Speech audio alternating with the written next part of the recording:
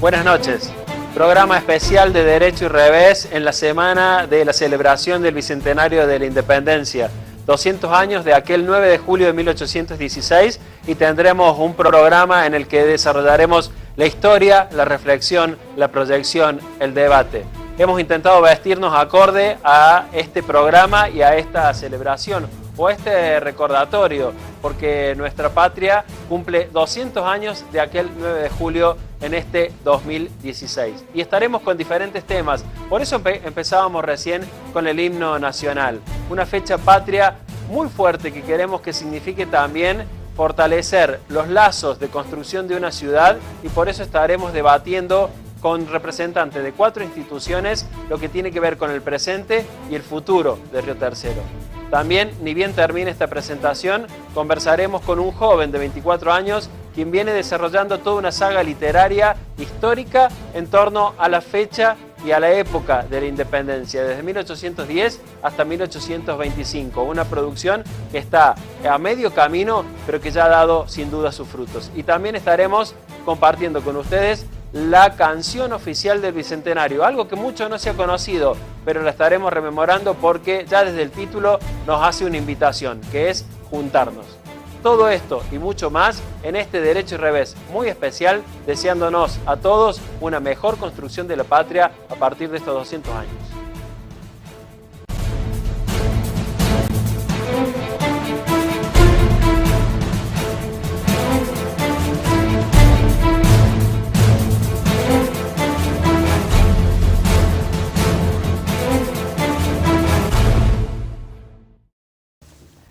...200 años de aquel 9 de julio de 1816... es lo que vamos a estar recordando y conmemorando de acá unos días no más. Y nos parecía muy interesante la cuestión de conversar con alguien desde su juventud, pero también desde su experiencia, que haya hecho diferentes producciones en torno a esta época, a este proceso emancipador, concretamente desde 1810 hasta 1825, por lo que se conoce como las guerras de la independencia. Y estamos con Rodolfo Lemos González. Rodolfo, ¿qué tal? Buenas noches. ¿Cómo estás? Buenas noches, Pedro. con 24 años, gracias por estar acá, No, por favor, y productor de estos 3 libros. Estas humildes creaciones, sí, así es. Estas creaciones, que no dejan de ser producciones históricas, ficción. ¿Cómo describirías estas producciones? Bueno, acá es donde vamos a empezar a poner los guantes de voz con la gente que se dedica a estudiar letras, porque ellos, bueno, lo catalogan como ficción, porque en el momento en que hay un diálogo, un pensamiento del cual no haya constancia escrita, no deja de ser una ficción de la mente del escritor. Sin embargo, yo como escritor, como autor, prefiero mirarlas, observarlas o pensarlas como recreaciones literarias de un hecho histórico, porque acá no tienen participación personajes, sino protagonistas. Los que vamos a conocer, las personas, los nombres que se van develando a lo largo de estas páginas, son nombres de personas reales de carne y hueso que transitaron estos lugares hace 200 años atrás. Sus hechos, sus decisiones, algunas más comprensibles, otras que son interrogantes que hay que responder todavía hoy, son las que van dando cuerpo a los que son hasta ahora estos 3 volúmenes de una saga histórica. Y ya tenés listo el 4 y estás en la producción del 5º. Sí, así es. ¿Esto surge de una investigación? Sí, por supuesto. De un trabajo previo, me imagino, bastante intenso. Sí, por ahí los lectores y sobre todo conocidos, por ahí se han sorprendido con la velocidad en la que han ido apareciendo estos primeros volúmenes y con digamos, la poca distancia que hay entre la publicación de cada uno. Muchos me preguntan si ya estaban escritos de antes y uno tiene que contestar que no, porque esto se fue escribiendo en los últimos año y medio. Sin embargo, lo que no se ve es como la parte que está debajo del iceberg, es la investigación de casi 6 años que se mantiene en tiempo presente continuo en paralelo a lo que uno está escribiendo, porque siempre aparecen por ahí cosas nuevas, no por ahí en elementos gruesos, sino en detalles finos, por ahí pequeñas revelaciones, cuando uno sobre todo revisa y relee las cartas, toda la parte epistolar, porque a través de la forma en que una persona se expresa, a través de la forma en que una persona habla y sobre todo las ideas que va plasmando, más en el marco en que se desarrollaron esos intercambios, bueno, dice mucho de el marco, digamos, de referencia en el cual estaban situados, sus pensamientos, su formación, su ideario, sus objetivos, y todo eso de alguna manera va haciendo que la evolución, no solo de la investigación, sino de la visión que uno tiene del hecho que está investigando, vaya evolucionando también. Entonces, ponerse en la piel de aquella época y pensar por qué hicieron lo que hicieron. Necesariamente hay un juego dialéctico entre el hoy y el ayer, hay un contraste inevitable sobre cómo hoy miramos una realidad y cómo ellos la percibían, que de alguna manera hizo que ellos tomaran ciertos caminos que hoy nos parecerían impensables y ellos lo asumían como la única alternativa que tenían.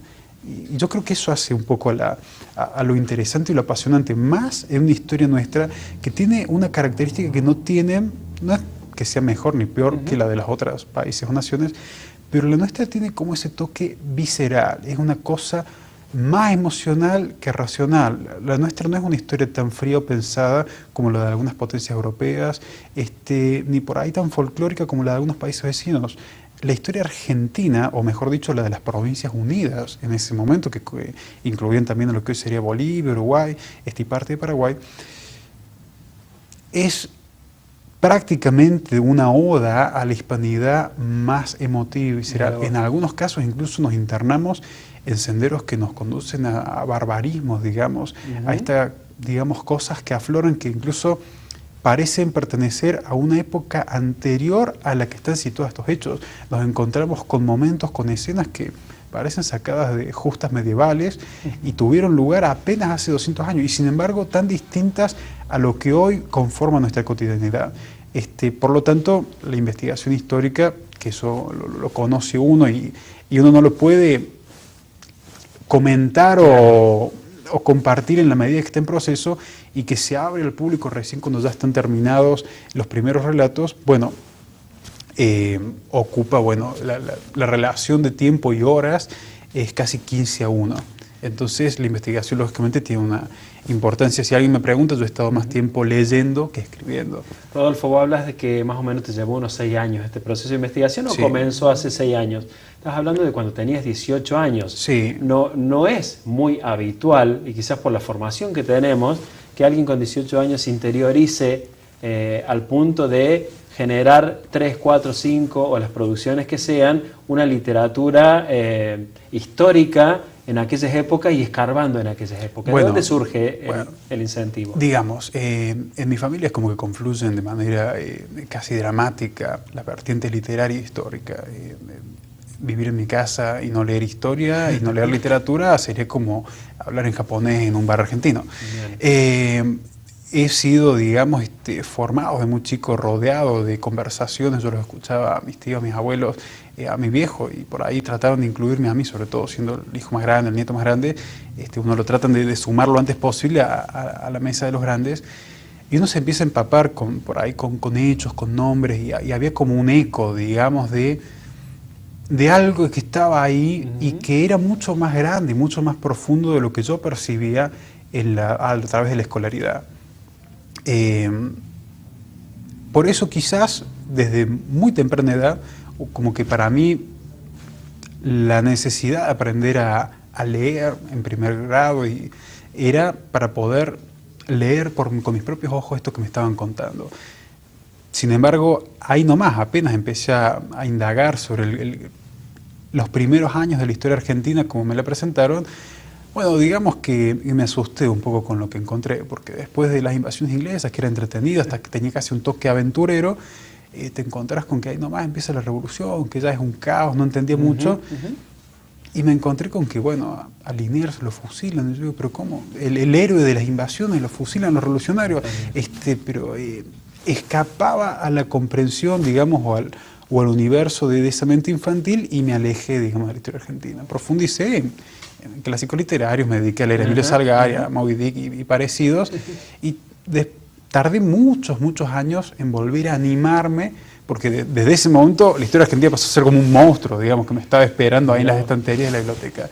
Hasta te diría que durante muchos años me dediqué a leer por gusto o profundizar en la historia de otras naciones, pero me mantenía un poco alejado de la nuestra, porque cada vez que me volví a acercar aparecía este factor tan visceral que choca con un análisis puramente intelectual. Pero choca cuando lo desacralizás, digamos, cuando lo rompes o de un acto, o de un mármol, o de un bronce, y uno empieza a escarbar la historia argentina. No, y sobre todo porque probablemente la nuestra, al ser tan reciente, claro. Y sentirse algunas consecuencias o algunos como sabores tan cerca nuestro, porque algunos de las preguntas o de los interrogantes que se disparan en la guerra de la independencia, que es casi como si se hubiera abierto un portal sobre nuestra patria, todavía hoy no encuentran respuesta. Por ejemplo, ¿quiénes somos? ¿Quiénes somos los argentinos? Hay otros países que la tienen re claro. Vos le preguntás a un alemán qué sos, yo soy alemán, y el tipo te explica. Lo tienen hasta consensuado. Sí, que ya se han puesto de acuerdo. ¿Qué es un norteamericano? Ellos más o menos lo tienen, o un canadiense, o alguien de Nueva Zelanda. Digamos, son países que su identidad puede llegar a ser, tener algún tipo de turbulencia, sobre todo el siglo XX, varios se volvieron a preguntar algunas cosas. Pero en el caso nuestro, hasta el día de hoy, fíjate vos, cada vez que hablamos de cosas que tienen que ver con separaciones, hoy le llamamos grietas, volvemos a lo mismo. ¿Quiénes somos? Vos sos como yo, todos los argentinos somos iguales, o hay unos que son más argentinos que otros, o algunos, es como si... O los argentinos somos todo eso, entonces no somos nada. Digamos, bueno, son preguntas que como claro, que, de alguna manera, así como hablando en términos bíblicos, el génesis argentino todavía no ha sido escrito y estamos viviéndolo, a pesar de que han pasado 200 años. Lo que era originalmente la lucha entre monarquistas, que le podemos llamar realistas y patriotas, se traslada después a unitarios y federales, unionistas y confederados, después van a ser los peludos irigoyenistas versus los conservadores, y hemos pasado de un discurso dialéctico a otro. Y la visceralidad, que lamentablemente en un pueblo de una raíz tan hispana y bárbara se traduce más temprano que tarde en violencia, y después muchas veces en violencia institucional, nos ha dejado como heridos, y todavía todas esas heridas sangrantes de la historia argentina no han cicatrizado porque no las hemos podido asimilar. Entonces hubo un momento donde empecé a decir, bueno, ¿qué pasó realmente? Porque era como, yo estaba buscando de alguna manera el punto de equilibrio en la historia argentina, ¿verdad? Estos 200 años en donde uno puede empezar a hacer pie y decir, bueno, de acá en adelante esto se empieza a normalizar, y no había ningún lugar en donde uno pudiera decir, cualquier capítulo, porque eso es lo interesante de la historia argentina, al menos mirándole desde el hoy. Agarras cualquier capítulo de la historia argentina y irremediablemente tenés que ir al capítulo anterior. Está bien. Porque hay ecos que no se resuelven en el mismo proceso que estás analizando. Entonces empezás a hacer un viaje hacia atrás como si te subieras al DeLorean de Volver al Futuro y empezás donde quieras. Querés empezar en el retorno a la democracia, querés empezar con el gobierno de Perón, querés empezar con Irigoyen. En todos los casos, en X cantidad de tiempo te vas a encontrar de vuelta el 25 de mayo de 1810, donde aparecen por primera vez estas preguntas lanzadas al aire y empieza... Y que transitan toda la historia. Así es. Y digamos que en cierto modo, para mí más real, probablemente por la cantidad de tiempo que llevo metido en esto, pero trato de hacérselo ver a las personas que han tenido la oportunidad de ingresar en la obra. Y acá no es que uno esté buscando moldear una opinión, sino que uno busca plantear algo que es evidente y prácticamente cualquier persona que se asoma lo ve de una manera cristalina. Hay como una especie de turbulencia, como una...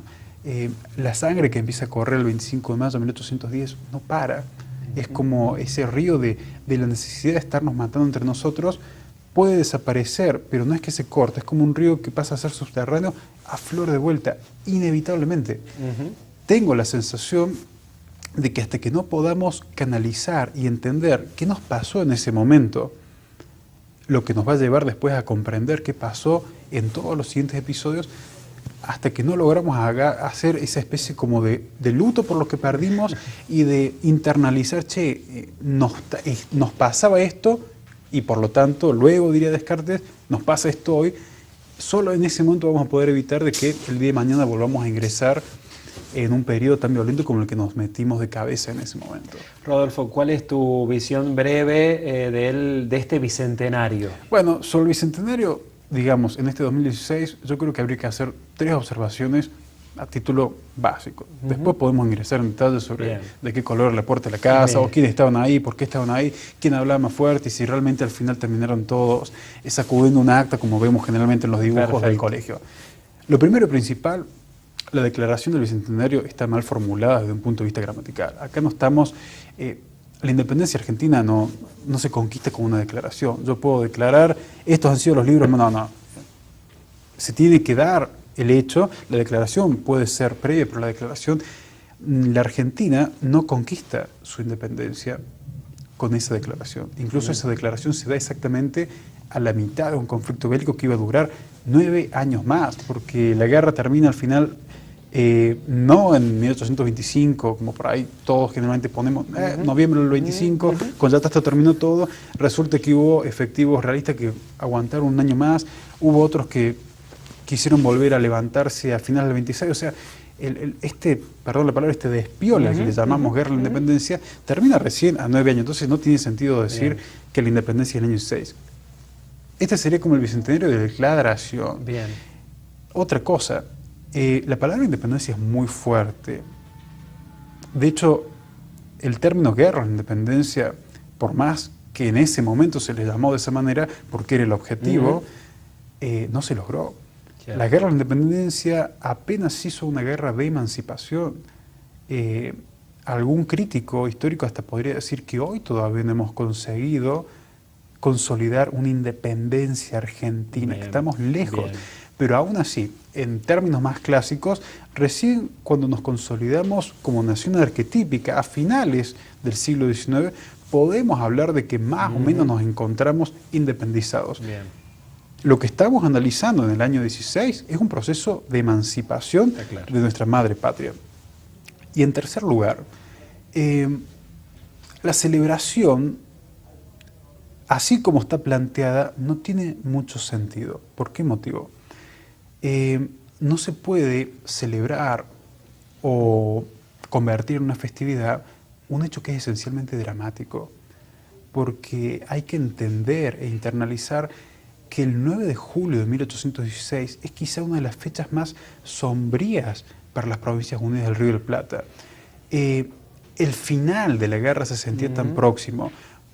La guerra estaba yendo tan mal para los revolucionarios que los patriotas tenían la sensación de que iban a llegar los godos a Buenos Aires antes de que San Martín pudiera decir, che, vamos a cruzar la cordillera, que el motivo principal de esta declaración era un poco terminar con la famosa farsa de Fernando VII y decir, bueno, che, si nos encuentra la noche, nos encuentra el final, que al menos nos hayamos declarado, que haya habido una declaración contundente de que digamos, así queremos ser recordados. Claro. Era casi, porque es lo mismo cuando se compuso el himno, cuando izaron la bandera. Hay que recordar que son gestos que tienen que ver con casi un epitafio, sin ir más lejos. Ya en julio del 16 está comenzando lo que va a ser uno de los episodios más sangrientos de toda la guerra, que va a ocupar lo que queda del 16 y todo el año 17, la invasión grande. Cuando se reunieron los congresales en Tucumán, ya tenían noticias de que había llegado por primera vez un embarque de tropas de Europa. España había normalizado su situación, Napoleón no existe más, y la metrópoli se encuentra por primera vez desde 1810 en condiciones de enviar gente a sofocar estos levantamientos. Si vos analizás un mapa de todos los levantamientos independentistas de toda América Española, el único que seguía en pie y combatiendo en el mes de julio de 1816 es el de las Provincias Unidas, y te diría de la mitad de las Provincias Unidas, o sea, de Salta para acá, y con suerte. Entonces es un capítulo bastante siniestro. No sé si se puede festejar, porque la festividad, cuando uno festeja el cumpleaños, digamos, uno está augurando que haya más festividades de ese tipo. Sí, sí, está claro. En todo caso, la celebración del Bicentenario, para que sea una celebración legítima y con un sentido lógico, tendría que ser, bueno, agradecer que uno no está en esa encrucijada, que nuestra realidad presente, con todo lo difícil que puede ser, está a años luz de las dificultades que tenían los habitantes de este suelo en ese remoto 9 de julio de 1816. Yo más bien hablaría en términos de rememorar el sacrificio de esta gente, pero no sé si lo podemos convertir en una fiesta popular, o al menos implica un desconocimiento histórico en términos superlativos. Rodolfo, ha sido un placer escucharte. Hemos compartido otra hora algunas aulas también, y para mí es un doble gusto haber conversado y que nos hayas ayudado a reflexionar sobre este tiempo, sobre este pasaje de la historia. Felicitaciones por esta producción literaria, que sin duda animamos al resto a que la pueda leer, y felicitaciones en lo que venga también. Muchas gracias, en el emprendimiento literario, que sin duda va a dejar una huella. Muchas gracias, muchas gracias. A vos por el tiempo. Y feliz 9 de julio. Por supuesto que sí. Pausa y ya seguimos.